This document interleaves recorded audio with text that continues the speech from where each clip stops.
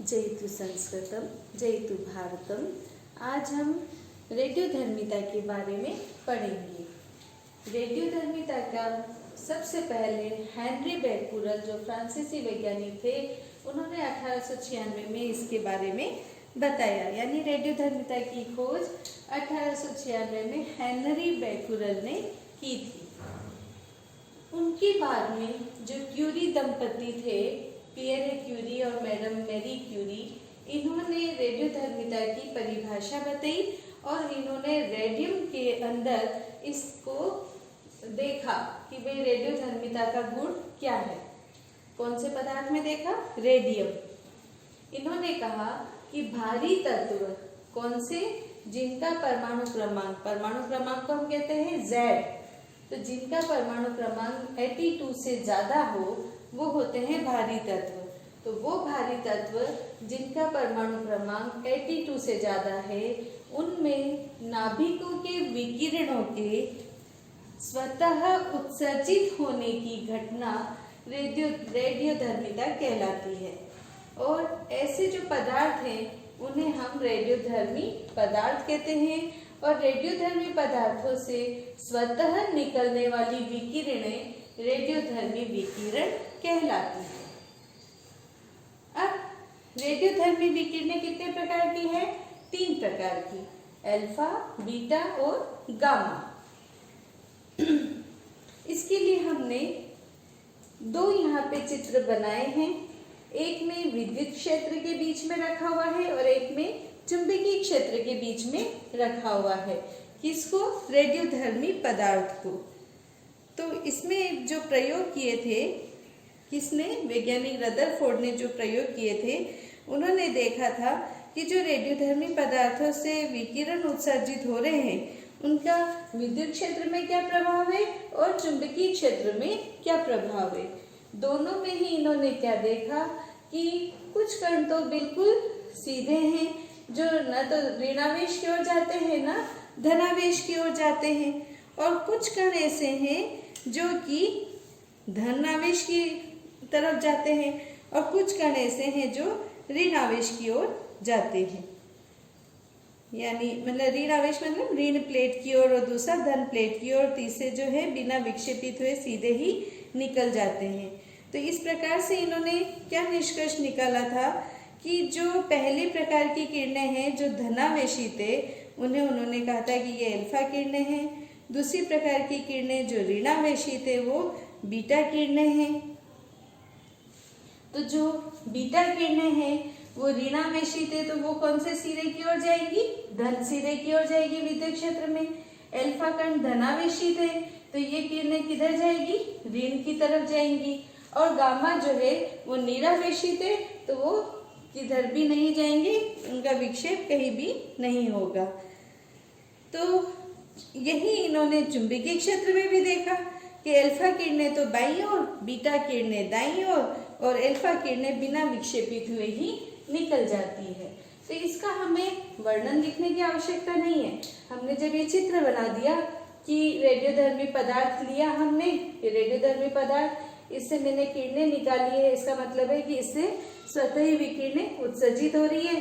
अब विद्युत क्षेत्र बना दिया, एक ऋण और एक धन। तो अल्फा कण तो किधर जाएंगे? ऋण की तरफ जाएंगे, कम विक्षेपित होंगे। बीटा कण किधर जाएंगे? धन की तरफ जाएंगे, ज्यादा विक्षेपित होंगे। और गामा कण कहीं भी विक्षेपित नहीं हुए, सीधे ही निकल गए, है ना। और यही हमने चुंबकीय क्षेत्र में देखा कि रेडियोएक्टिव पदार्थ को जब हमने चुंबकीय क्षेत्र में रखा तो वही अल्फा किरणें इधर, बीटा किरणें इधर और गामा किरणें सीधी। तो इसमें इन्होंने क्या देखा था, दोनों में ही, कि जो अल्फा किरणें हैं वो बीटा किरणों से कम विक्षेपित होती है। यानी कि अल्फा कण बीटा कणों से भारी होते हैं। तो ये जो चित्र बन गया है, यदि हमने चित्र बना लिया है तो इसके आधार पर हम वर्णन कर सकते हैं कि भाई रदरफोर्ड ने जो प्रयोग किया था वो क्या था, उसका वर्णन करो। तो उन्होंने विद्युत क्षेत्र में देखा, उन्होंने चुंबकीय क्षेत्र में देखा कि रेडियोधर्मी पदार्थों से उत्सर्जित होने वाले विकिरणों का क्या प्रभाव होता है, और उसके आधार पर उन्होंने निष्कर्ष निकाला कि ये विकिरणें 3 प्रकार की होती है, अल्फा, बीटा और गामा। फिर इसके तीनों किरणों के कणों के हमने गुण देखे हैं। तो ऊपर के 5 गुण जो हैं ये तो इनकी विभिन्नताओं को दर्शा रहे हैं, तीनों में अंतर। जब प्रश्न कई बार पूछ लेते हैं कि अल्फा कणों के 2 गुण लिखो, बीटा कणों के 2 गुण लिखो, या अल्फा और बीटा में 2 समानताएं बताइए, या अल्फा बीटा गामा में अंतर लिखो, तो हमें ये थोड़ा सा देख लेना है, इससे हमारे प्रश्न तैयार हो जाता है। देखिए अल्फा कण, इसकी संरचना किसके समान होती है? 2He4 यानी कि हीलियम के नाभिक के समान। जो बीटा कण है वो ऋणावेशित होता है, अल्फा कण धनावेशित होता है। बीटा में 2 तरह के कण हैं, एक बीटा ऋण और एक बीटा धन, है ना। जो धनावेशित कण है उस पर +2e आवेश होता है, और नहीं, जो बीटा ऋण है और बीटा धन है, धनावेशित इलेक्ट्रॉन को हम पॉजिट्रॉन कहेंगे, और जो ऋणावेशित इलेक्ट्रॉन है वो ऋणावेशित होता है, और इनके द्रव्यमान में थोड़ा सा अंतर होता है, वहां तक हमें नहीं जाना है। हमें तो बस इतना ध्यान रखना है कि अल्फा धनावेशित है, बीटा ऋणावेशित है और गामा निरावेशित है, कोई आवेश नहीं है। ये हीलियम के नाभिक के समान संरचना है। उसमें निर्वात में वो प्रकाश के वेग से गति करता है, कौन? गामा किरणें। अब इनकी 3 मेन अंतर और आ जाते हैं, ये 2 तो है ही। अब है भेदन क्षमता, आयनन क्षमता और वर्णक्रम यानी स्पेक्ट्रम। देखिए अल्फा कणों में क्या है? आयनन क्षमता बीटा और गामा से ज्यादा आयनन क्षमता है। बीटा में क्या है? अल्फा का 1/100वां भाग और गामा से 100 गुना अधिक। और गामा में क्या है? बीटा और अल्फा कणों से उच्च, दोनों से ही ज्यादा। तो सबसे ज्यादा भेदन क्षमता किसमें है? गामा में। और सबसे कम आयनन क्षमता किसमें है? तो वो गामा में, अल्फा और बीटा कणों से कम। तो हमें ये ध्यान रखना है, जब प्रश्न पूछ ले कि सबसे ज्यादा भेदन क्षमता किसकी है, तो गामा की, और सबसे कम आयनन क्षमता किसकी है, तो गामा की। और इसका उल्टा अगर कहेंगे कि भेदन क्षमता किसमें है सबसे ज्यादा, वही गामा में, और आयनन क्षमता किसमें है सबसे ज्यादा, अल्फा में। ठीक है। और बीटा में तो दोनों का ही देखो उल्टा हो गया है। भेदन क्षमता इसमें अल्फा से 100 गुना ज्यादा है और गामा का 1/100वां भाग है। इसका उल्टा हो गया आयनन क्षमता कि अल्फा का 1/100वां भाग और गामा से 100 गुना अधिक। जब भी हम इस तरह से तुलना करते हुए देखते हैं तो हमें अंतर तुरंत ही पता चल जाता है। तो आशा है भेदन क्षमता और आयनन क्षमता में अंतर आपको ध्यान चल गया होगा। भेदन क्षमता किसकी ज्यादा है? गामा किरणों की। आयनन क्षमता किसकी ज्यादा है? अल्फा की। और आयनन क्षमता किसकी कम है? उल्टा गामा की। स्पेक्ट्रम, अल्फा का स्पेक्ट्रम रेखीय होता है, बीटा का स्पेक्ट्रम सतत होता है और वो रेखीय विवियल स्पेक्ट्रम होता है। समानताएं तीनों ही जो हैं ये फोटोग्राफी प्लेट को प्रभावित करते हैं, ऊष्मा उत्सर्जित करते हैं और प्रदीप्ति उत्पन्न करते हैं। किसके ऊपर? ZnS के पर्दे पर। ZnS यानी जिंक सल्फाइड के पर्दे पर।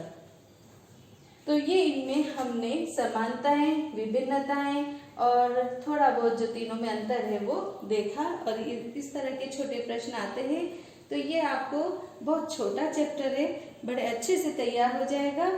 पढ़ने में हमें ज्यादा दिक्कत नहीं है, बड़े अच्छे से आपको याद होगा। अब आता है अवक्षय के नियम। इसके लिए प्रयोग किया था रदरफोर्ड और सोडी ने, और उन्होंने अपने प्रयोगों के आधार पे 3 नियम हमें दिए। पहला तो उन्होंने क्या बताया कि जो रेडियोधर्मी परमाणु है उनके नाभिक स्वतः विघटित होते रहते हैं और उनसे विकिरणों का स्वतः उत्सर्जन होता रहता है। दूसरा उन्होंने क्या बताया कि रेडियोधर्मी अवक्षय यादृच्छिक होता है, यानी इसमें किसी का प्रभाव नहीं होता। ये तो एक क्रिया है जो लगातार होती रहेगी, रुकेगी नहीं। तीसरा, अवक्षय की दर पदार्थ में उपस्थित अविघटित रेडियोधर्मी नाभिकों की संख्या के समानुपाती होते हैं। अब यहाँ पे अविघटित परमाणुओं की संख्या को हम क्या कहेंगे? n। ये किसके समानुपाती होते हैं? अवक्षय की दर के, है ना। तो ये अविघटित रेडियोधर्मी नाभिकों की संख्या इज प्रोपोर्शनल टू यानी समानुपात dN/dt। या हम समानुपात का ये चिन्ह हटा देंगे तो इसकी जगह लग गया माइनस लेमडा। तो dN/dt बराबर minus lambda n। It's so simple, n is proportional to dN/dt। या हम इसको इस तरह से देख सकते हैं कि पदार्थ में उपस्थित अविघटित रेडियोधर्मी नाभिकों की संख्या अवक्षय की दर के समानुपाती होता है। यहाँ लेमडा क्या है? स्थिरांक है, समानुपाती स्थिरांक कहेंगे, और इसे हम कहते हैं क्षयांक। और माइनस का चिन्ह क्या बताता है? विघटन को दर्शाता है। n यहाँ पे क्या कहा था हमने? उपस्थित अविघटित नाभिकों की संख्या। और dN क्या है? विघटित परमाणुओं की संख्या जो किसी निश्चित समय में विघटित हुए हैं। तो ये सूत्र हमें याद है, n is proportional to dN/dt। तो ये तीसरी लाइन आप आराम से लिख सकते हैं कि परमाणुओं की संख्या, कौन से? रेडियोधर्मी नाभिकों की संख्या या रेडियोधर्मी परमाणुओं की संख्या, वो जो पदार्थ है उसमें विघटित परमाणु की संख्या के अवक्षय की दर के समानुपाती होता है। अब आता है अर्धायु काल। अर्धायु काल को हम बड़े T से भी रिप्रेजेंट करते हैं। वह समयांतराल जिसमें रेडियोधर्मी पदार्थ की मात्रा अपने प्रारंभिक पदार्थ की मात्रा की आधी हो जाए, वो समय क्या कहलाएगा? अर्धायु काल। और इसका सूत्र क्या रहेगा? T बराबर 0.693/λ। हमें पता है रेडियोधर्मी पदार्थ से लगातार विकिरणें निकलती है, तो एक निश्चित समय होता है हर पदार्थ के लिए जिसमें कि फिर उसकी संख्या आधी रह जाती है, वो उसका अर्धायु काल कहलाता है। माध्य आयु यानी औसत आयु, इसको हम इस टो से रिप्रेजेंट करते हैं, और इसकी परिभाषा क्या रहेगी? टो बराबर 1/λ। यानी रेडियोधर्मी नाभिकों की आयु के औसत को, यानी माध्य आयु किसके बराबर है? क्षयांक के व्युत्क्रम के बराबर है, यानी टो बराबर 1/λ। तो रेडियोधर्मी नाभिकों की आयु के औसत को माध्य आयु कहते हैं। अब है अर्धायु और माध्य आयु में संबंध हम जानते हैं। T बराबर है 0.693/λ या टो बराबर 1/λ। दोनों सूत्र हमने देखे, दोनों में मिलाएंगे हम, तो हमने क्या करा? यहाँ पे T बराबर क्या हो जाएगा? हमने मान रख दिया यहाँ पे लेमडा का मान क्या हुआ? देखिए T बराबर हुआ 0.693 इंटू टो। अब आता है रेडियोधर्मी पदार्थों के उपयोग। पहला है आयु काल ज्ञान में। यदि हमें रेडियोधर्मी पदार्थ की किसी चीज की हमें आयु ज्ञात करनी है, तो हम उसमें ऊपर से रेडियोधर्मी पदार्थ की मात्रा ज्ञात कर लेते हैं, और उससे हमें उसका ज्ञान हो जाता है कि ये कितना पुराना है। चिकित्सा क्षेत्र में भी रेडियोधर्मी पदार्थों का उपयोग किया जाता है। पता है मस्तिष्क के अर्बुद रोग में पारा 203 का उपयोग किया जाता है। थायराइड के उपचार में आयोडीन का उपयोग किया जाता है। ऐसे तीसरा है कृषि में भी बहुत से उपयोग किए जाते हैं। चौथा भूगर्भ विज्ञान में, जमीन के अंदर जो भी हलचल देखनी है या पानी की कितनी मात्रा है, तो उसमें हम देख लेते हैं कि ऑक्सीजन कितना है या कार्बन कितना है। पानी में कार्बन नहीं होता है। तो भूगर्भ विज्ञान का मतलब है कि भूगर्भ में, जमीन के अंदर जो भी हमें ज्ञात करना है, वहाँ पे जो रेडियोएक्टिव पदार्थ होते हैं उनकी मात्रा देखते हैं, और उसके बारे में हमें पता चल जाता है कि यहाँ पे क्या क्या विशेषताएं इस जमीन की है। पुरातत्व शास्त्र में प्राचीन काल के बहुत से इतिहास लिखे हुए हैं, और पांडुलिपियां रहती है, और उनके अंदर भी जो भी रेडियोएक्टिव पदार्थों की मात्रा देखते हैं, तो उससे उनके अवशेषों के अंदर, जैसे कि मान लिया कोई अवशेष है, तो उसमें हम जानते हैं कि हम लोगों में कार्बन 14 पाया जाता है, रेडियो एक्टिव कार्बन। तो रेडियो एक्टिव कार्बन की मात्रा देख लेते तो उससे पता चल जाता है कि वो अवशेष कितना पुराना है। तो इस तरह से पुरातत्व शास्त्र में भी इसका उपयोग होता है। अनुसंधानों में, वैज्ञानिक अनुसंधानों में भी रेडियोधर्मी पदार्थों का बहुत ही उपयोग किया जाता है। तो इस तरह से हमारे रेडियोधर्मिता का ये अध्याय पूरा होता है। इसके अंदर आपको प्रश्न फिर मैं बताऊंगी, पूछ लेते हैं परिभाषाएं।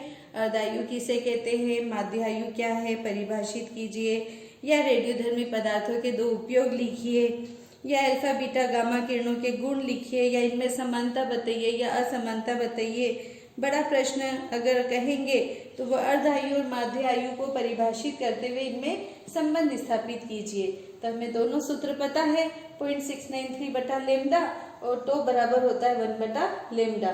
तो हमने यहाँ मान रख दिया लेमडा का, तो क्या हो गया ये 1 बटा तो टी बराबर हम जब इसे देखेंगे तो क्या हो जाएगा ये 0.693 इंटू 2।